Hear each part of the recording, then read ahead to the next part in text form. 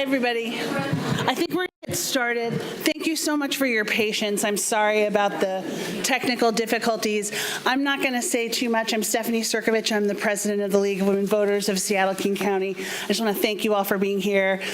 Mercer Island, which is, not a usual place for us. So Mercer Island unit, hello, welcome. Thank you. I'm very happy to be here. For those of you who were here, who were at our forum about fake news with UW professors Jevin West and Carl Bergstrom, you'll know that things like this are very near and dear to my heart, sort of media and social media and influences on voting. So I'm very excited to have a presentation. I think we're good to go. Sorry for the difficulties. And I'm looking forward to hearing from Brian Glanz from Hive Media Lab, who's going to be talking a little bit later. And hopefully we've got some different connections here. Hopefully it's not going to come out like a kung fu movie with dubbing issues. Keep our fingers crossed. I'm going to turn it over to you. Thank you.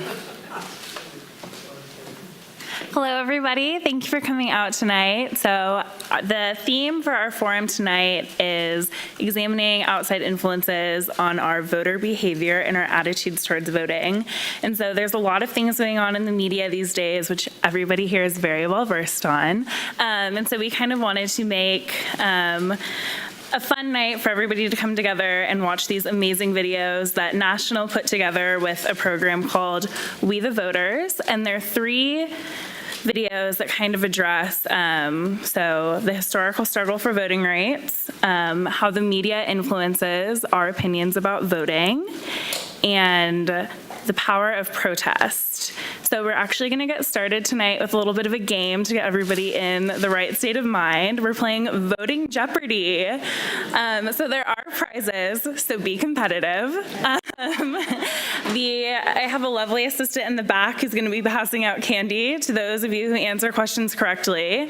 And because we are running a little late, we'll do this in a timed setting. So whoever has the most points at the end of the game will win a $5 gift card to Starbucks. So let's get started.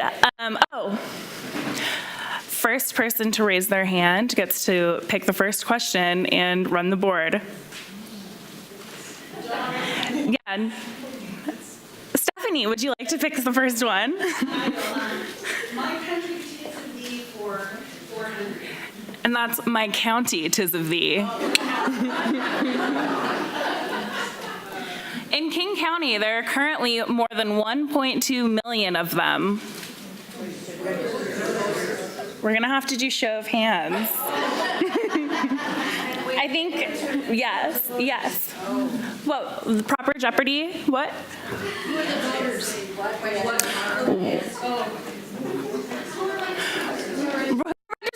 Yay!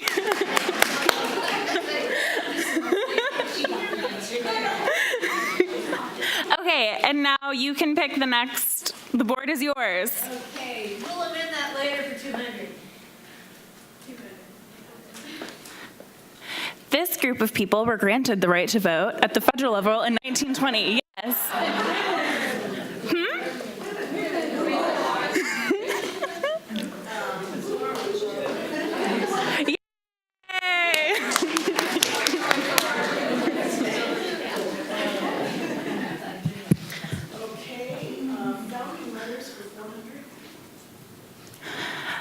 This organization was formed when the National American Women Suffrage Association merged with the National Council of Women Voters. Yes, right here. What is the League of Women? That is correct.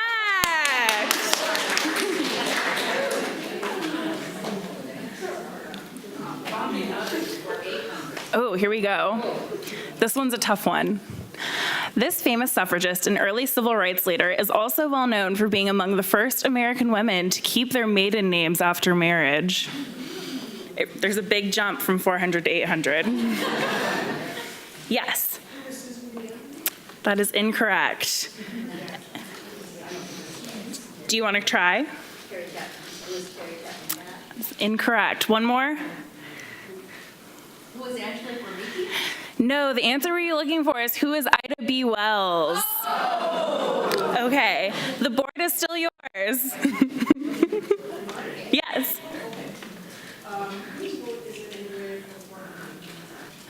Okay, this practice is used to manipulate the physical boundaries of electoral districts in order...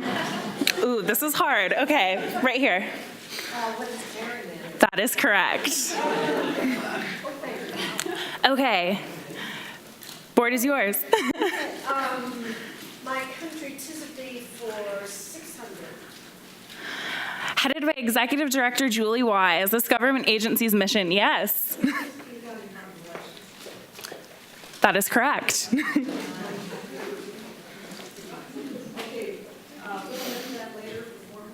Okay. Signed into law in 1965, this landmark legislation granted that the voting protections in the 14th and 15th Amendments would be upheld. Yes. That is correct. Okay, board is yours. Oh, okay. Let's keep it challenging. Let's go with whose vote is it for each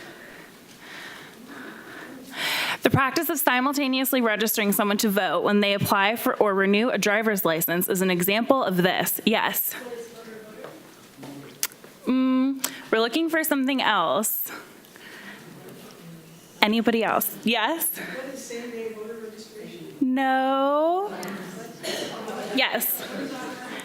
That is correct.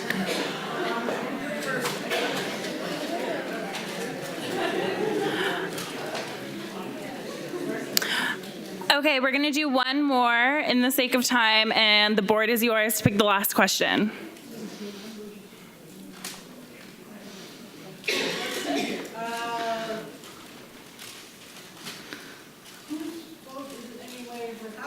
All right, here we go. This East Coast state Supreme Court became the latest to overthrow existing legislative maps and redraw them in an effort to combat years of corrosive gerrymandering. Yes. That is correct. Okay, so I think we have 2 people with 2 questions correct. Is that right? You have 2, and you have 2? You only have 1? You have 2, and you have 2? Okay, we'll do a sudden death round, and you get to pick the question between the 2 of you. For $5. We'll go easy. Founding Mothers 200. Here we go. All right. This amendment gave women the right to vote in 1920. What is the, Between you 2. Yes. That is correct. Woo! Thank you.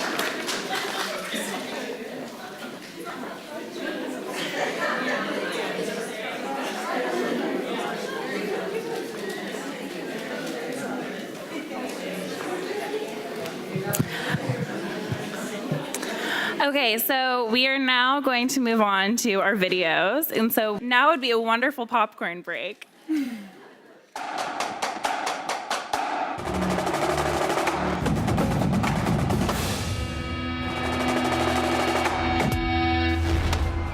America's founders fought for the right to elect their own leaders, so much better than having a king.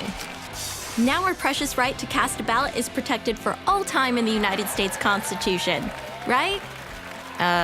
Right? The Constitution does not contain any explicit and affirmative guarantee of the right to vote. It's simply not in there. What? We don't have the right to vote? Isn't voting what makes a democracy a democracy?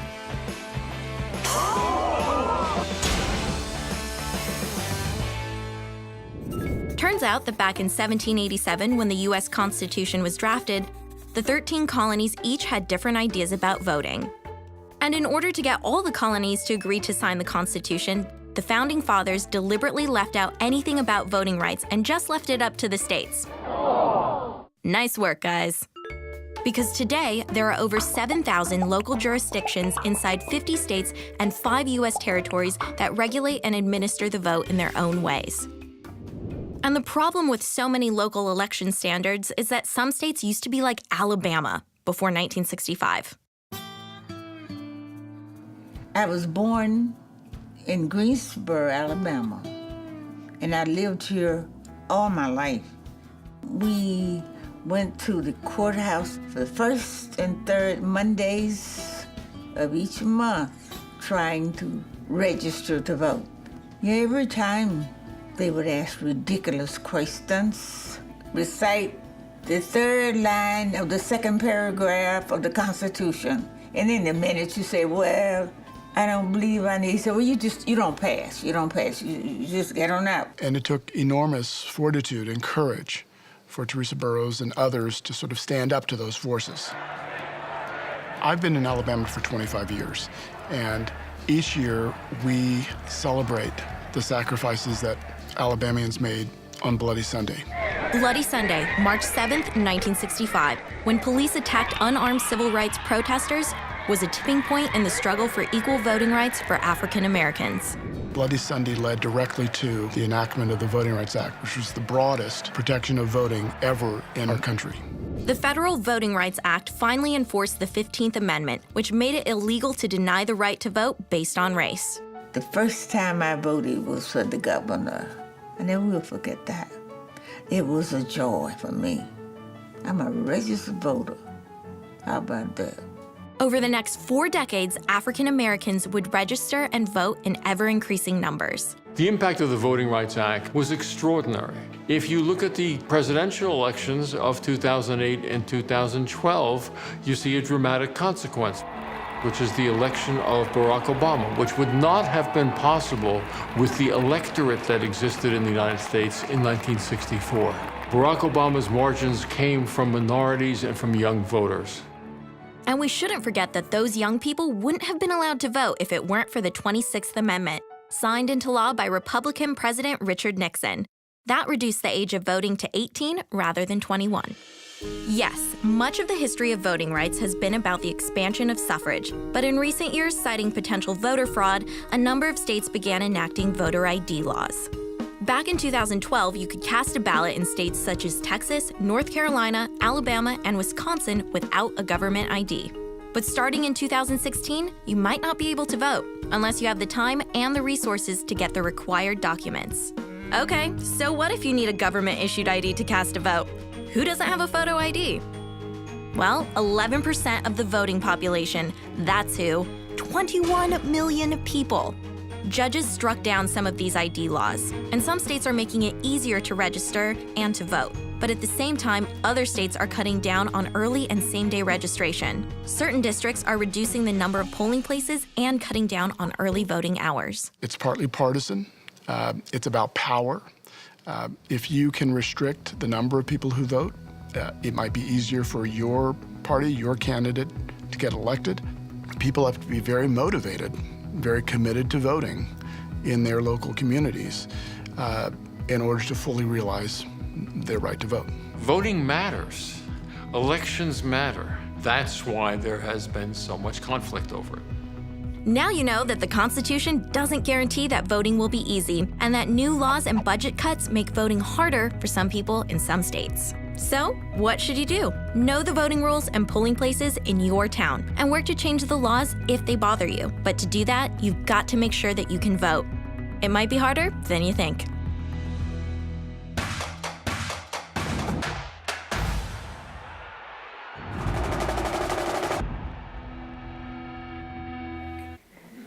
Okay, so we are going to dive into a little bit of a group discussion, and we're going to keep timing on this short.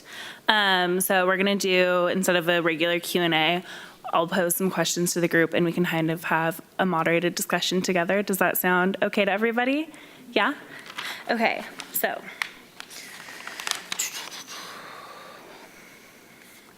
What do you all think is the biggest challenge to people getting out and voting in today's society?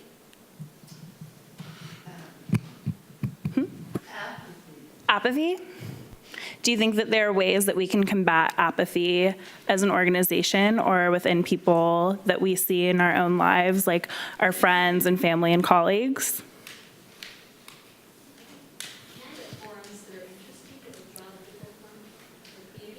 So candidate forums that you think that are interesting, that will draw people to the community, like out from the communities? Yes, Zara.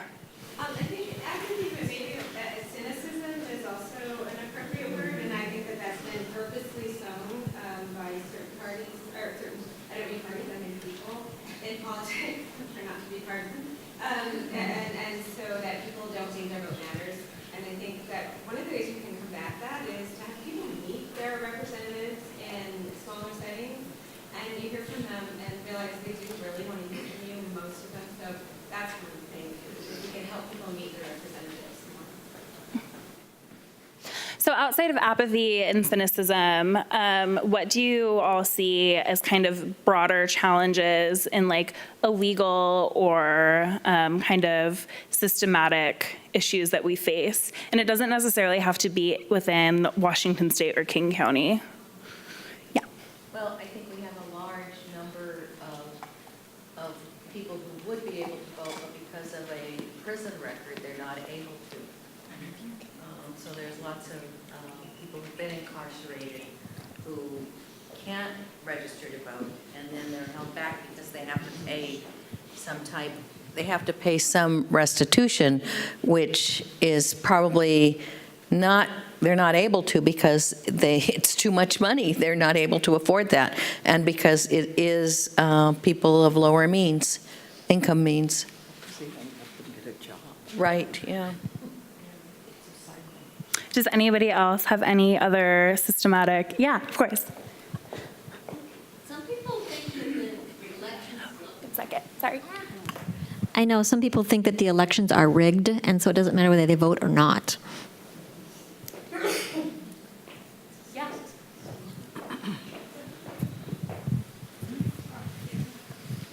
Well, I mean, from a point of view of gerrymandering, elections kind of are rigged when you can have elected officials pick their voters rather than the other way around.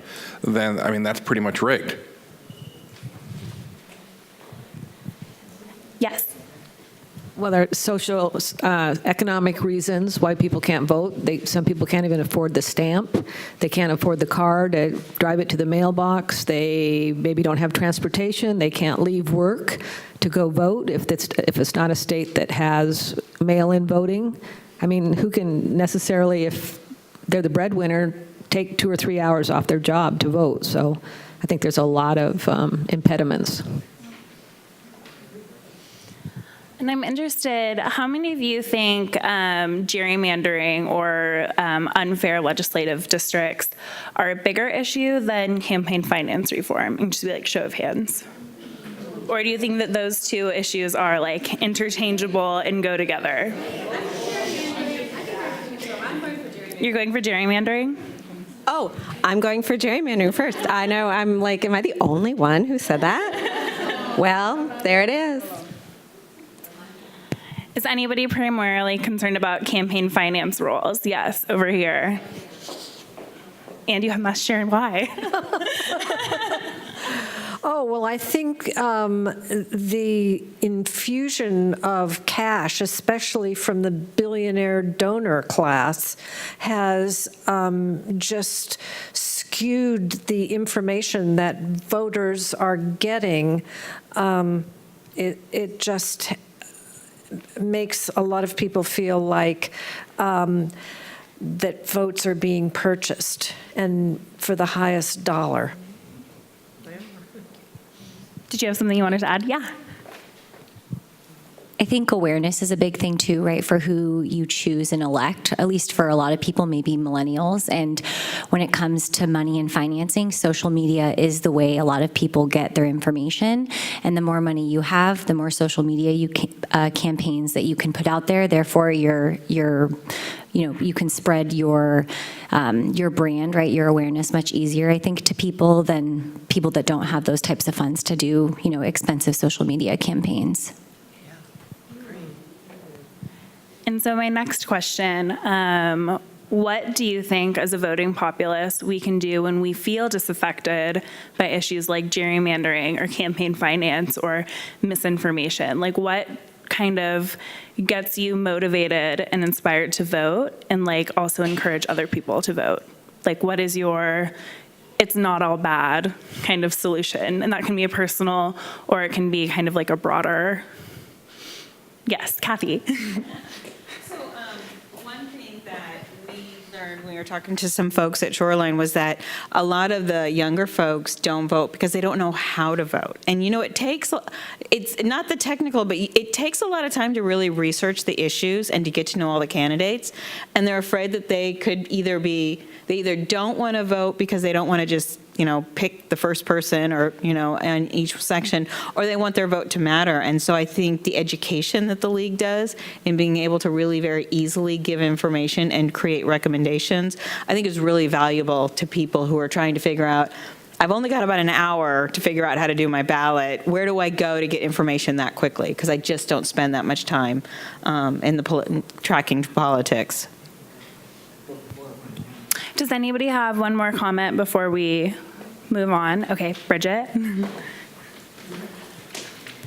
Kind of related to Kathy's, making sure people are educated, but also working with these new registered voters who are like 16, 17, getting kids involved young and helping them understand that they can make a difference. And if there is something that they feel passionate about, be it like the color of the crayons that they're using or type of crayons, because Crayola definitely is number one. But just helping them find their passion and leading them and connecting them to the right people and giving them the confidence is very important, and it's going to shape what happens in years to come.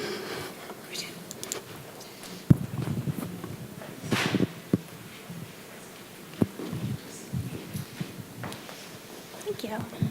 Okay, so we're going to go ahead and roll on into our next video, which is about the power of protest and why we march. So kind of what happens when we feel disaffected and disconnected. And for a lot of people, they channel that into a protest and taking it to the streets.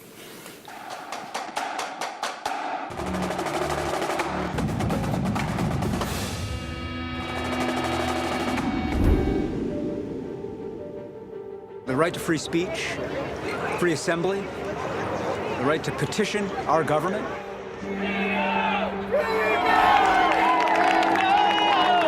These rights are not abstract. These rights are made kind of most visibly and palpably real when people come together and they protest.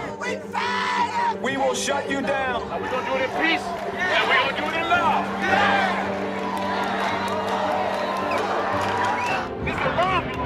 In a democracy, change begins with harnessing voice. We have to disrupt the normal in order to change the status quo.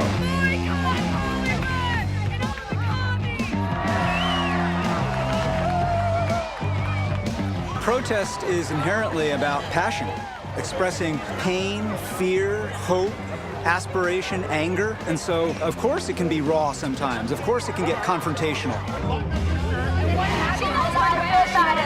Do not agitate them. Don't give them no reason. Things spin out of control sometimes in a protest, and that is the price you pay for free speech.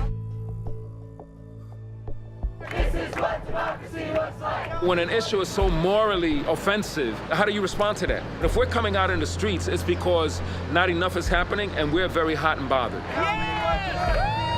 The quintessential protest movement, the Boston Tea Party. Dumping a bunch of tea in Boston Harbor, protesting a tea tax. Things actually really changed. They repealed the tea tax. That's the gift that was bequeathed to us by the founders, that freedom of conscience, of belief, of speech. Freedom! Freedom! Freedom now! In 1963, this scene behind me was filled with people on the March on Washington, and Martin Luther King spoke about having a dream. He had no expectation that civil rights would be achieved that day, that week, that month. What he did have an expectation was that this show of force of tens of thousands, hundreds of thousands of people, the National Mall, was going to send a message to the entire country that a moment had arrived.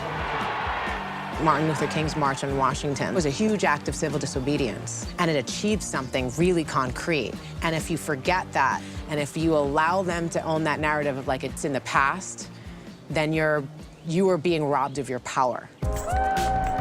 What movements do is they change the conversation. They change the political culture. What you're expecting is for passerbys to see you, you're expecting video to catch you, and you want to pull more people into your movement, because the goal, we know, is a mass movement. This protest started out slowly. We had one person, and then we had a few more people come. Grab a sign, Brian?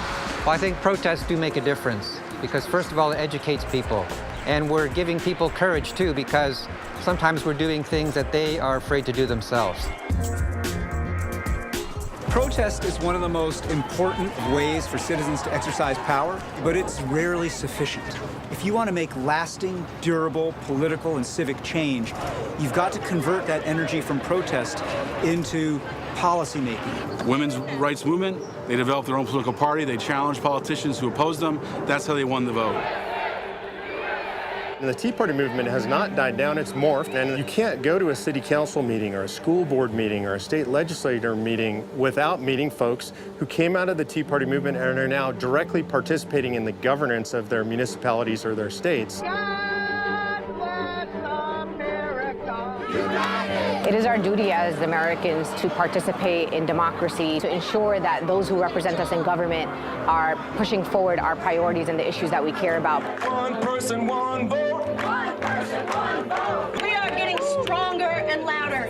When you have people marching, it's a great equalizer, just like voting. And our biggest power are our neighbors, our friends, coming together in marches, saying, I see your injustice. You see it? Do you see it? You see it? Okay, let's go and make them see it.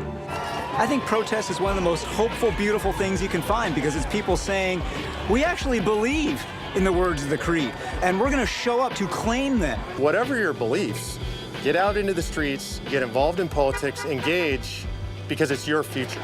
If not us, then who? We march, we organize, we rally, we protest for a better tomorrow. Are you ready?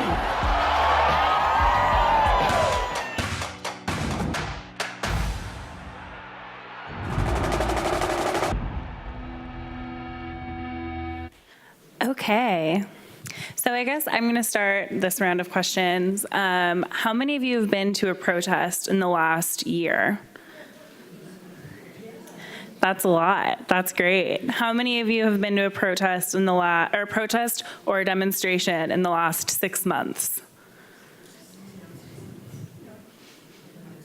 Do you find, and this is a question to anybody, do you find that you feel more empowered after a protest, or do you feel more overwhelmed after a protest? You feel empowered? I think it's really empowering to see, like with the Women's March, the men were out, the husbands were out, there were fathers, babies in carriages, and the moms, and we live on the plateau, and 2 mothers organized 8 charter buses to come to that march, and it was a really amazing event. Did anybody else want to share about how they find protests to be empowering for them? Yeah. I would actually say energizing in addition to empowering, because I think the point about it's kind of an antidote to apathy in the sense that you're sort of alone and it's just my one vote. But when you see a group gather and you feel that energy and you say, we have a shared passion, I think that makes you feel both powerful and energized to push for change. Does anybody feel more overwhelmed or less hopeful when they see large demonstrations or protests? Yes? One second. You have to pick up your voice on the TV. I guess I won't use those particular words, but I feel that it is more to make myself feel better, for us to feel better. But I don't I guess maybe there was some information here. I don't see action coming out of it. I think about the Occupy Wall Street, that came whispering, Black Lives Matter. We've had a lot of protests. We had this incredible Women's March, both last year and this year. And where this will go, how the policies will change is up for grabs. So I'm not totally unhopeful, but I see it more as a release for us who want to march than maybe as accomplishing a lot. I guess I don't see it that way. I see it as when you look at the results here, we have more women running for office, more women being elected, and more people, and just in general, taking an interest in what's going around. And young people, I think the millennials are waking up. And just as another example would be the students in wherever we just had the big killing, in Parkland, and just the voices there that to me inspires me, and you know, and then I think older people say, yeah, we got to do something, and follow them. Okay, so in the interest of time, we are going to have to move on to the next video, which deals with fake news and media consumption habits and how that influences our feelings about voting and the practice of voting.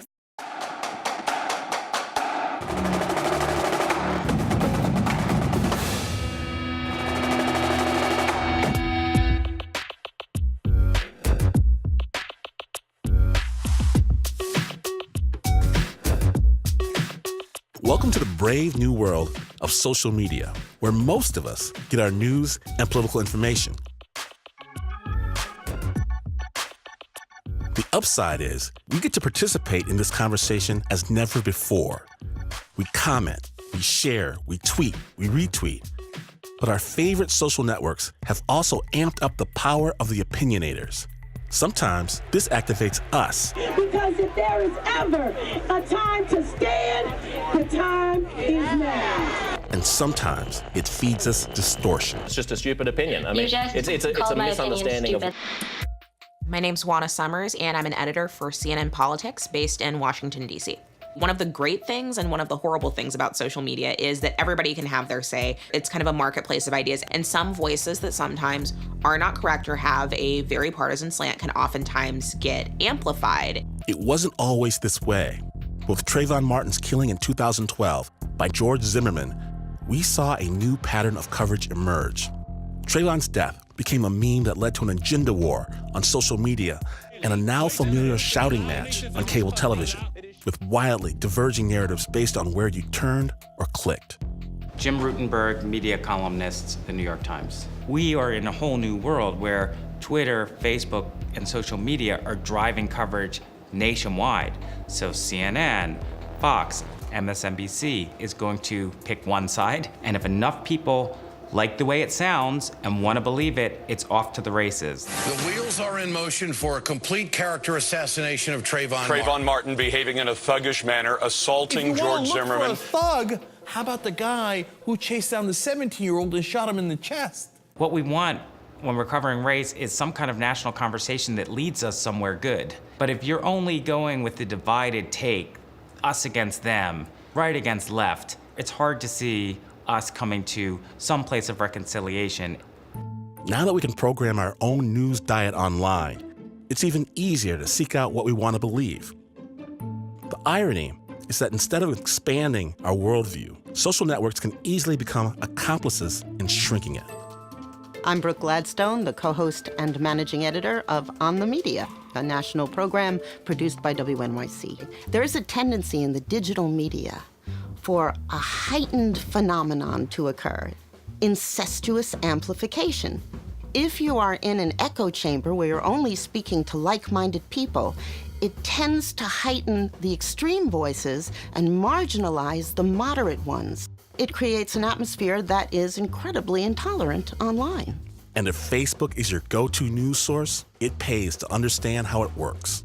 Facebook's main goal is to keep you on its site. Its algorithm is set up to give you what you want. An algorithm is a formula that Facebook engineers have put together to maybe even know what you like before you know what you like. If you don't relish the idea of a computer algorithm responding to your likes and dislikes, you have to figure out how to curate your news for yourself. Certainly, the news choices that you make will help determine your view of an event, of the world. Even more important, your view of the world determines what your news choices are. It really begins with you. So the question is, what do you do? I would love it if I could tell every person in America to read something you violently disagree with once a week. If you're a diehard MSNBC watcher, go turn on Fox. If you love to read Breitbart and Town Hall, go listen to NPR for a day. Maybe there's something there for you to challenge your assumptions and the things that you typically read. You can employ deputy curators on Twitter, say. You find people who are experts in the areas that you care about, going beyond the usual suspects and actually clicking further distances than you normally do. If you're just swiping through your Facebook or your Twitter, go past the headline or the image that you're seeing and ask, what's the full story? What's the source of the information? And just being really critical of that. Today, it only takes a minute to Google something you see online and find out if it's been updated or fact-checked. Don't reflexively retweet. You are feeding back into the system that is feeding into you. You're a part of this now. The great news about the advent of social media is that there's more information at your fingertips. You can take advantage of that, and you can be the best informed citizen in history. In the digital age, everyone with a keyboard can be a creator or a distributor of content. We have more power than ever, and with that comes responsibility. It's on us to be our own media keepers and to engage thoughtfully in the evolving landscape of digital democracy.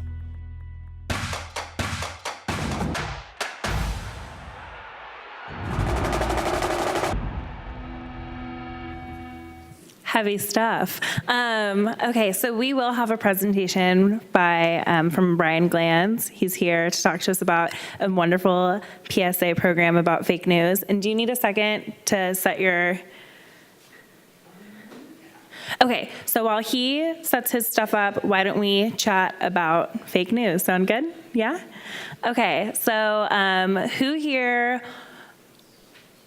uses online news sources as their primary news source? I do. I have a 9-to-5, so I stare at a lot of online news sources. I'm on the Hill all the time. Who here still does print journalism as their primary news source? Wow. So, yeah, so you are still holding a newspaper in your hand every morning. That is impressive. That's awesome. Who here is watching cable news or local news? Who has that on a lot? Yeah? A lot. And then who listens to talk radio or a political commentary show or like NPR as their primary news source? Yeah, I listen to NPR a lot as my primary news source. And this is a question for everybody, what do you think is great about your preferred media for news source and information? I try to select news sites that are in the middle of the road, so if I'll read wires like a Reuters or something that has gone through some editorial control of fact check or verification. Yes. Well, I like The Economist magazine because it's well, at least it summarizes, I think, more fully than even NewsHour, some subjects.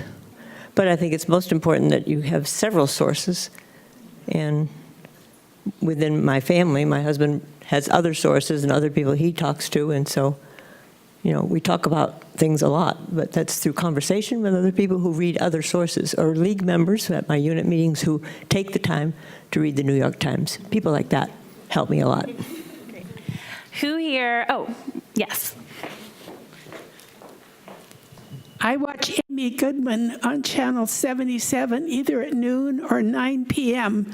because she interviews people that nobody else seems to know about. Experts.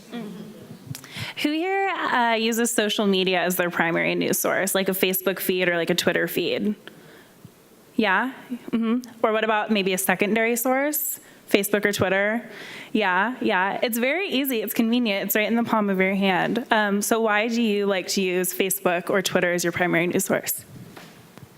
Yeah, so as a millennial, full transparency, I'm still figuring out what I'm passionate about and believe most. And I think the beauty of Twitter, at least, is when you're following people that you know of, you're able to find other influencers that you like to see what they are sharing and tweeting about. And I think for me, just being so busy, it's easy to check a Twitter feed, when you're on the light rail going to work. And then if there is something that sparks interest, I can kind of research it and dive into it a little bit more later on. But it's an easy way to kind of stay on top of current events in 140 characters or less. Brevity is key. Do we have any people who are diehard print media consumers and do not read or watch anything online? Really? Now I'm curious. Why is that? You just don't read online news sources at all, ever? Yeah. No, I really don't. I listen to NPR occasionally, not as much as I used to, but I like to get my media after it's been thought through a little bit. I'm not so into the immediate 24-hour news cycle. I'm trying to stay away from that. I do check in on headlines once in a while, but not online. Who here is a diehard online news media consumer and has not read a physical newspaper in a while? Anybody? Oh, yes. Yeah, actually, it's sort of part of my job to read about events, and one of the things you get from online that you just can't get any other way is you can get a lot of international news sources about the same issue, and it becomes sort of very clear how the same issue is seen through the lens of other countries.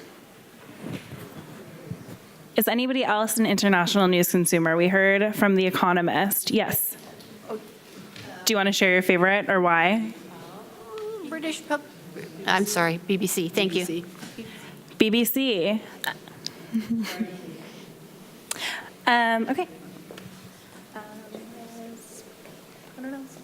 Are you getting close to being ready? Are you ready? Okay, I'm going to turn it over now to Brian, who is super excited to share with all of you guys about this great project that he's working on. Thank you so much. Thank you, Alyssa. Thank you, Stephanie. Thank you, everyone.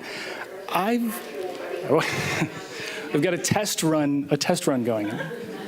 The good news is it works. I actually just want to say thanks to everyone. I have been typing back there, hopefully not too loudly. I think I've got 2,000 words of notes already. And I came here, at least in part, just to listen and to get as much input as I could from all of you. I work at the local PBS station, and I would not be surprised at all if we found out that, we'll get some lights. Hey, you know. This also happens at the TV station. This happens everywhere people try to work with technology. In fact, at the top of everybody's list when we were talking about what I should bring tonight is who is Cascade Public Media? And it's because we don't use that name very often.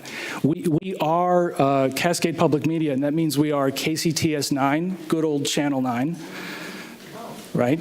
Been around for more than 60 years. Everybody knows Channel 9, and everybody knows PBS, run out of Seattle, based at Seattle Center. And we are also Crosscut.com. A couple years ago, KCTS 9 and Crosscut merged and formed Cascade Public Media. And since we are the media, naturally, we usually use media to tell our stories. And so I brought some, and we'll take a swing at it. We'll do the 1, 2, 3, go trick. So I've got the audio, and we've got the video in back, and 1, 2, 3, go. Our team has traveled across the country. President We Trump captured the stories of of White House and Capitol Hill. in Atlanta.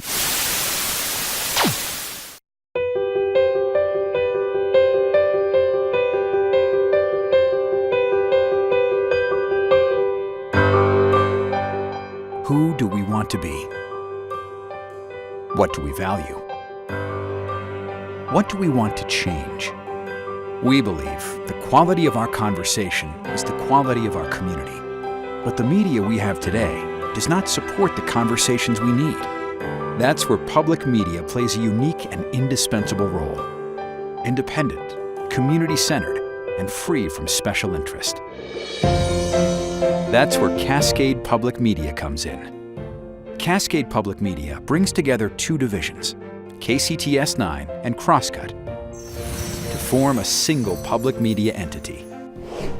With KCTS 9, we continue to bring timely, engaging shows and stories to Washington and British Columbia, online and on air. Crosscut offers a nonprofit news site that that focuses on in-depth public interest journalism, providing far-reaching coverage of politics in the Pacific Northwest, and a platform for civic discourse. Together, we're combining the best of trusted traditional public media with our smartest technologies. Your investment means we can continue to encourage and support the conversations that make us stronger, smarter, and more connected in our community.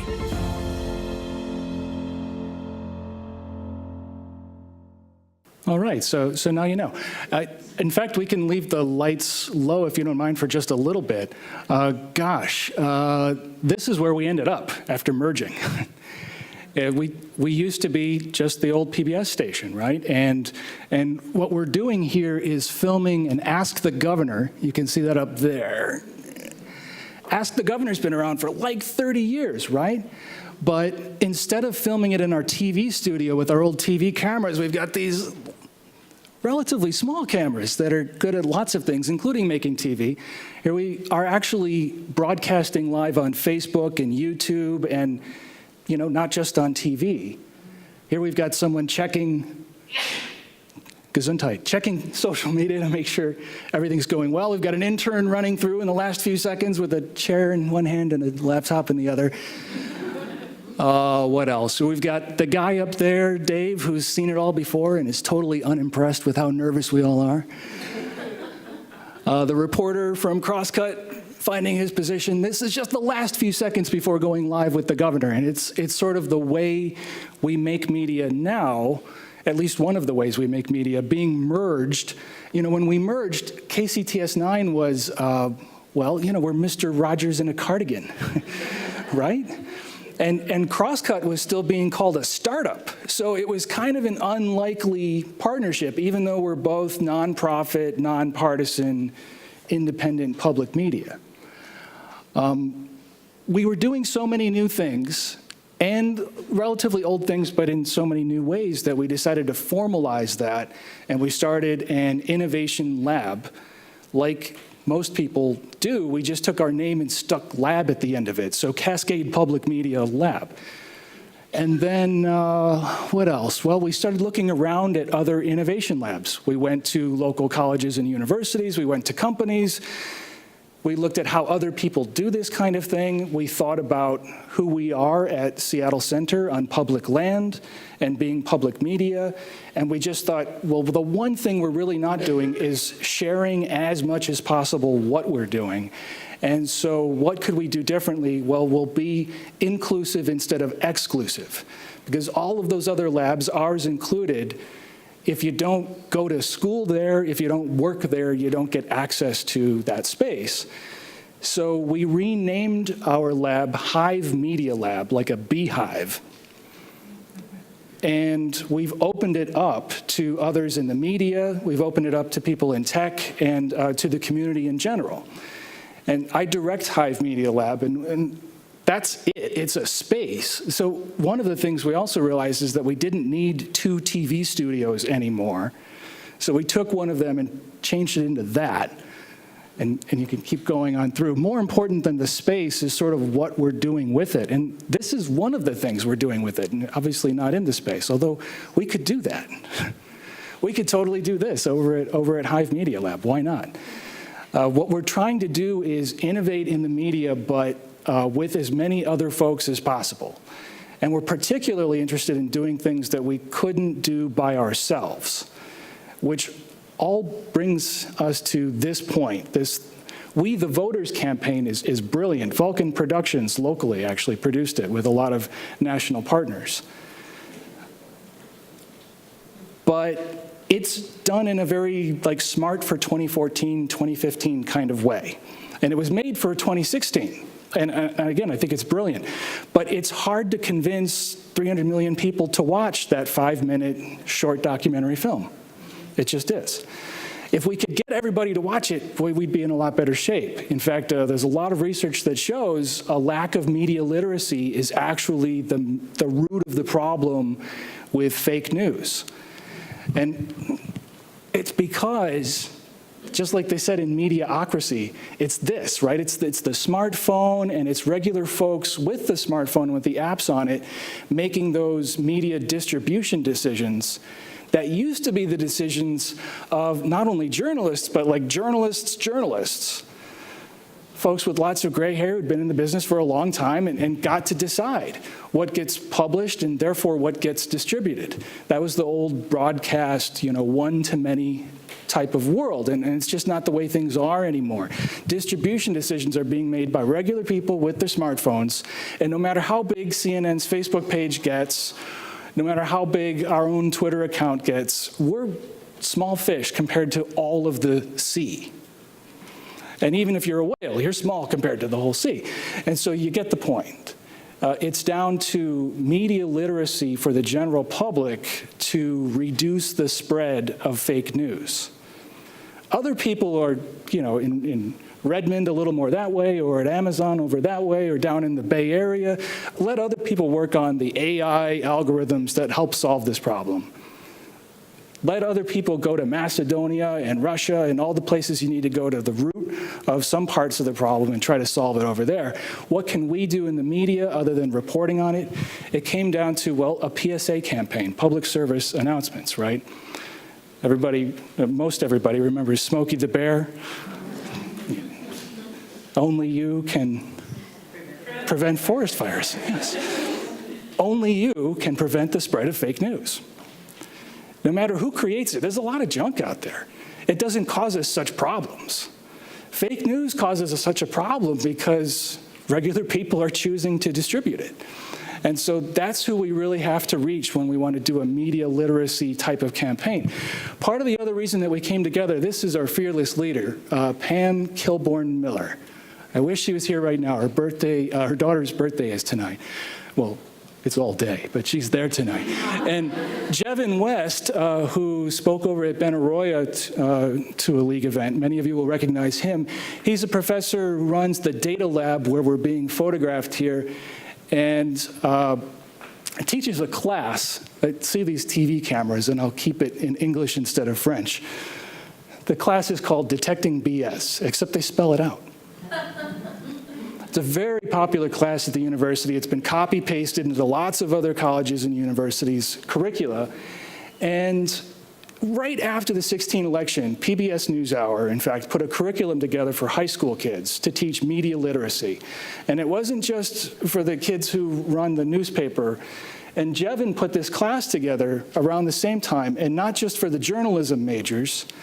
And Governor Inslee signed into law. Washington State was the first state in the country to have a law requiring media literacy education K through 12, also in 2016.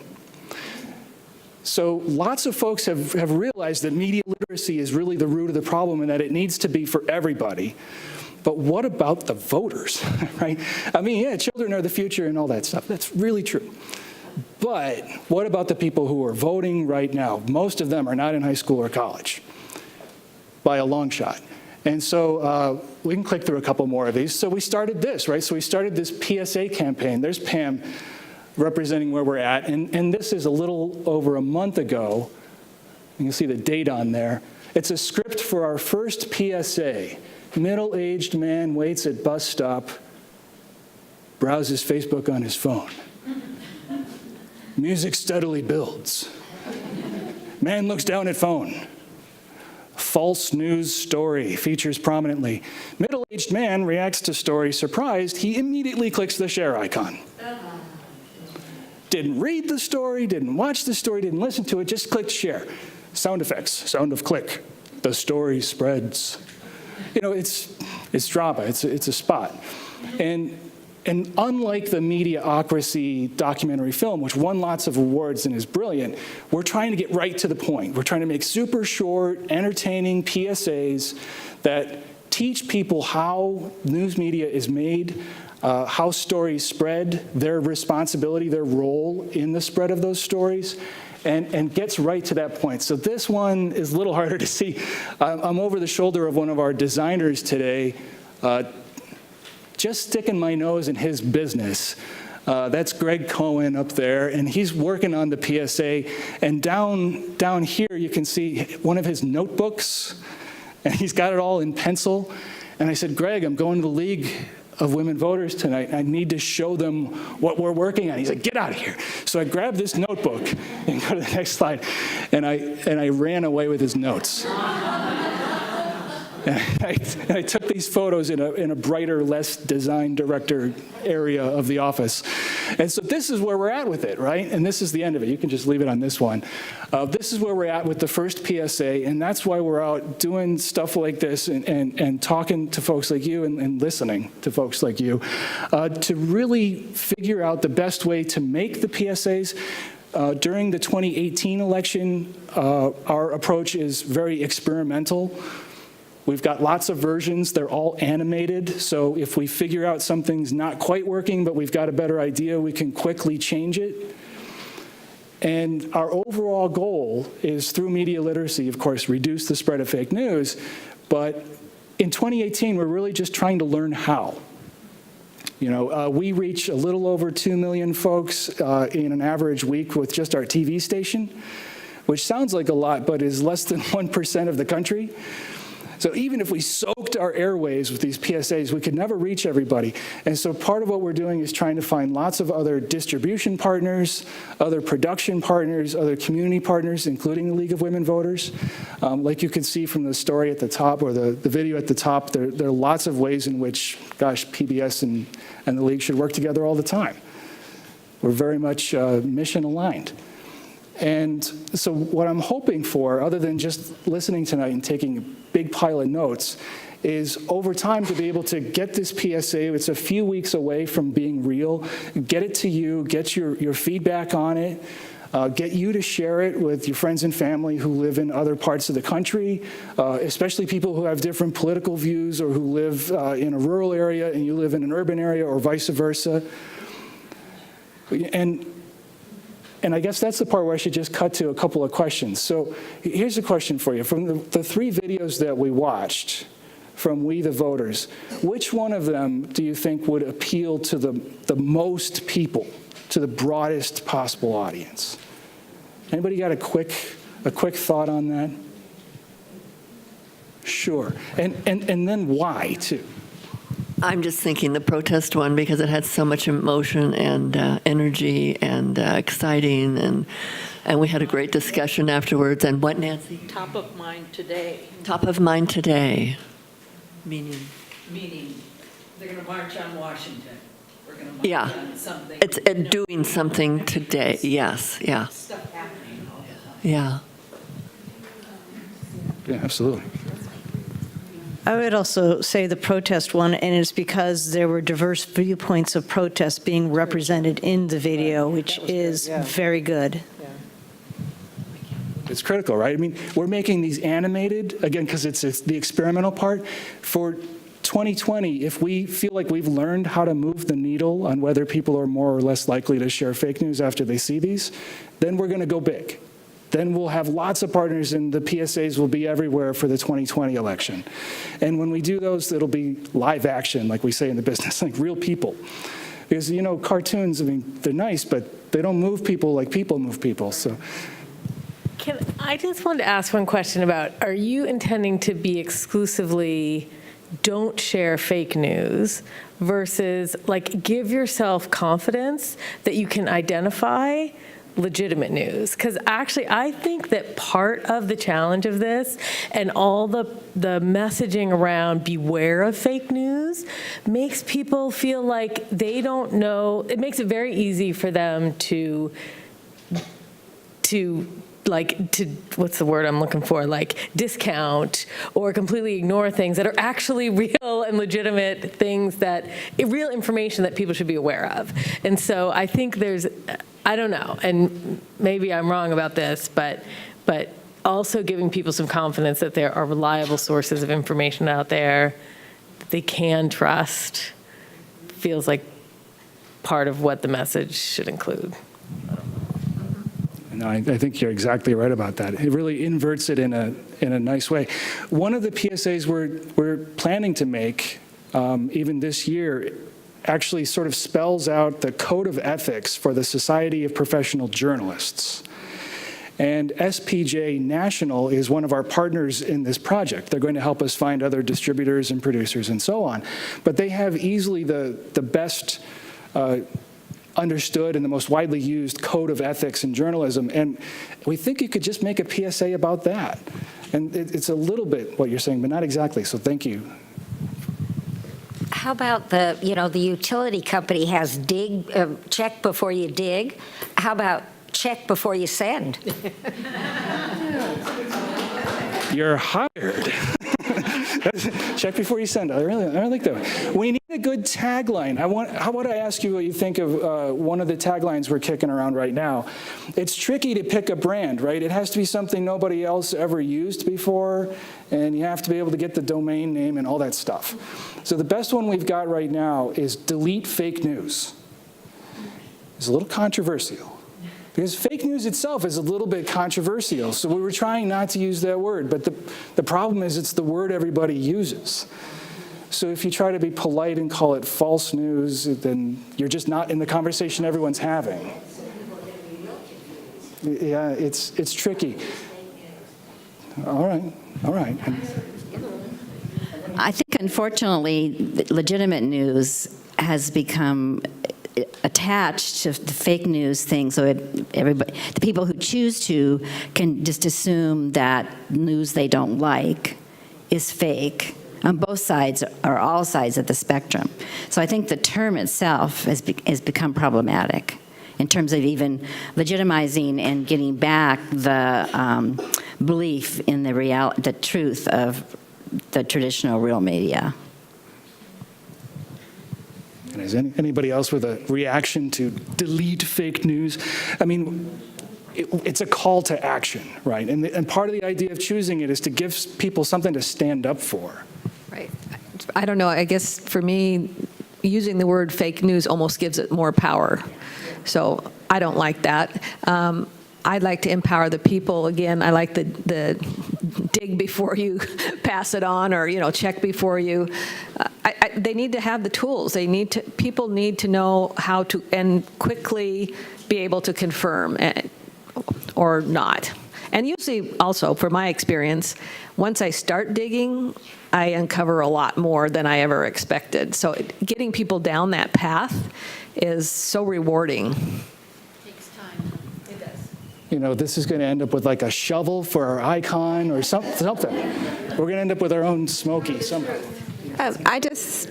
In having a side conversation about how to find, how to know whether something's fake or not. Going back to what she said, the one thing about the tagline, which I think is very powerful, is that it does do that thing that concerns me, that people, I talk to people who just think there are no such things as reliable sources. It's just all. You can't trust anything. And so I'm not saying that wouldn't be doing well, but to have that other side where you're saying, you can delete the fake, and here you can find the real, some way of indicating that there is a place you can go where facts actually are. Personally, I really dislike the term fake news. Personally, I dislike the term fake news. However, it's used so commonly that if the goal is to educate people about how to identify proper sources, the best way to do that might be to use delete fake news, especially with the millennials, right? It could be. I have to say, it's a really tricky debate. It just is. It's not that I don't like it. It's more that it's like, what happens when you do delete fake news, then what? Then like that tree that falls when no one's there, no one hears the fake news because no one shared it. And I'm just wondering if you could take a positive tact. I mean, it's like, find real news, as opposed to, again, amplifying the fake part of it.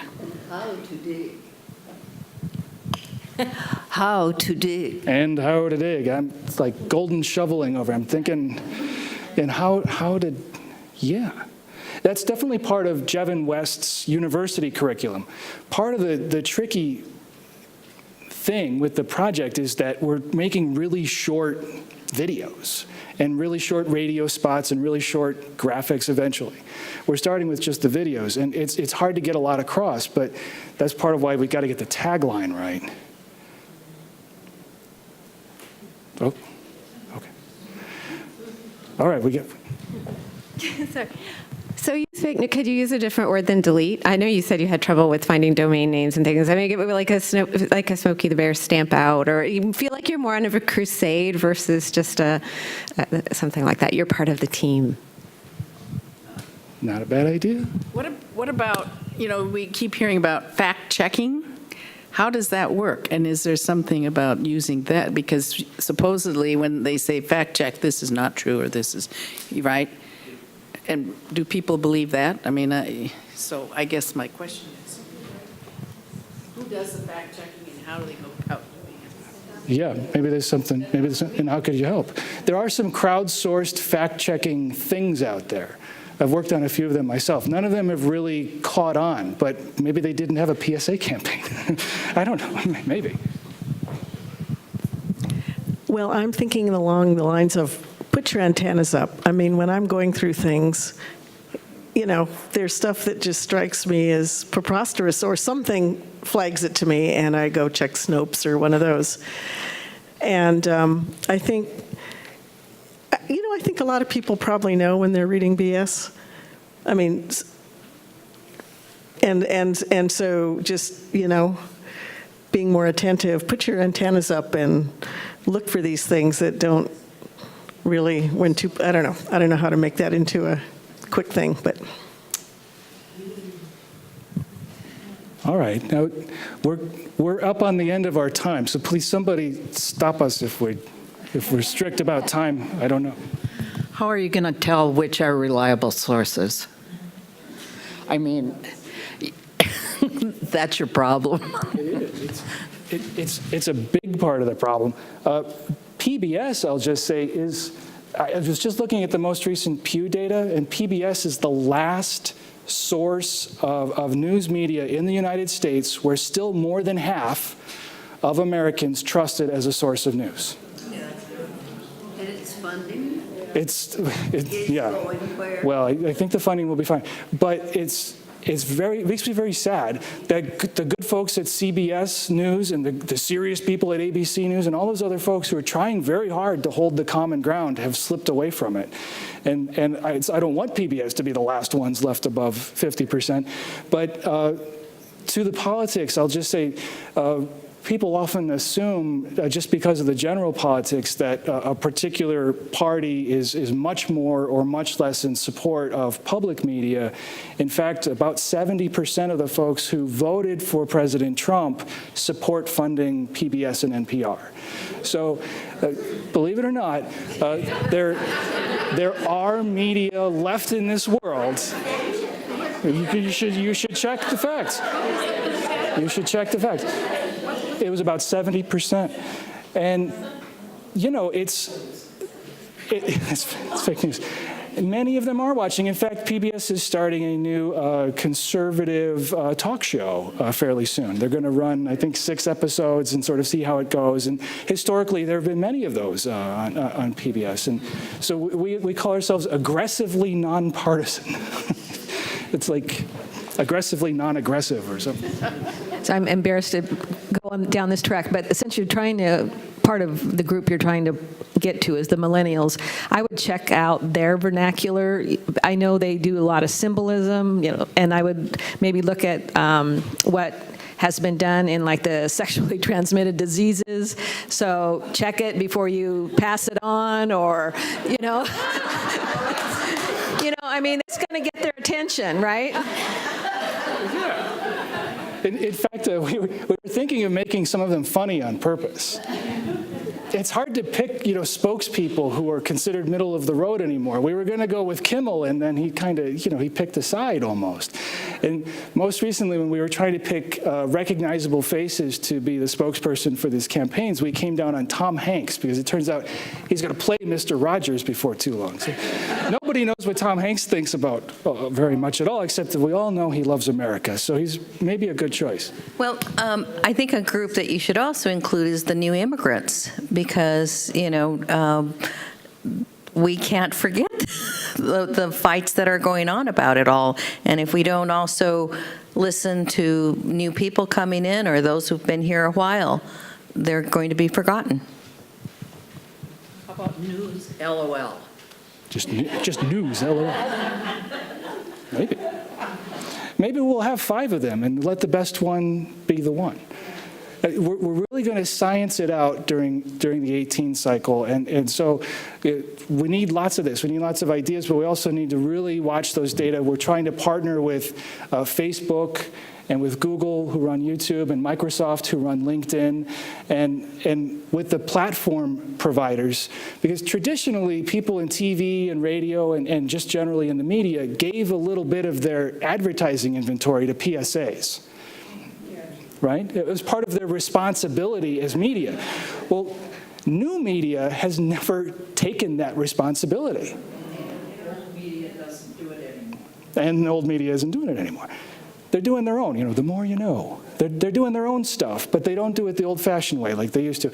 But we've got pitches in with Facebook and all the rest to say, hey, you guys are media now, and you owe it to we the people to give us some of this time. And if we get just a tiny percentage of their advertising inventory, we'll reach everybody in the country, just like who did in 2016. It doesn't take a whole lot of money, it doesn't take a whole lot of that advertising inventory to reach almost everybody. So that's one of our first approaches. But if anybody has, connections with people who have TV stations or whatever, we're open to it. So please reach out. We're really looking for distribution and production partners of all types, funding partners, and we're just in that mode now of putting our team together. And let's go with one more, and then I think I'm supposed to cut it off. Have you thought of having partnerships with businesses in Seattle? So I'm a part of a large company in downtown Seattle, and we, as a company, pushed people just rock the vote, right? And it was actually really effective, especially with Slack, right? It's a common way that people send information to a company of 3,000 or 4,000 people. Amazon, Zillow, startups, right? That you can find through AngelList. Those are great ways too, because millennials like to share things with others. And at tech companies, you do generally have younger people, right, working in these entry-level jobs, or even CEOs, that are running these. So that's an effective way too to kind of grassroots spread the word. I think so. Make sure you add one more group, labor unions. And labor unions. All right.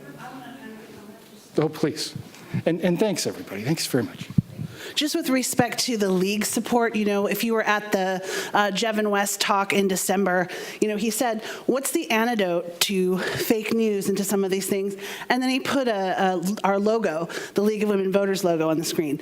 And so we're really, we really have a responsibility to be a part of this. And so when Brian and his group approached me and said, is the League of Women Voters on board with this? I was like, enthusiastic, yes. And our board was very excited. So, please, whatever support we can offer your organization, please let us know. And can I get everybody to just thank Alyssa here for doing an amazing job putting this together. Alyssa, do you have any? Thank you all for coming out. I know this is a different location, so it might have been confusing or a challenge to get here. We really, really appreciate it. Thank you again to Brian.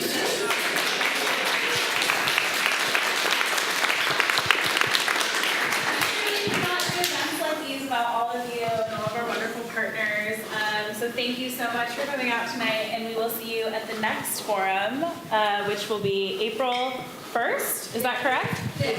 April 5th, which is the first Thursday of every month, and that will be back at Seattle First Baptist, and we will be talking taxes. So, yeah.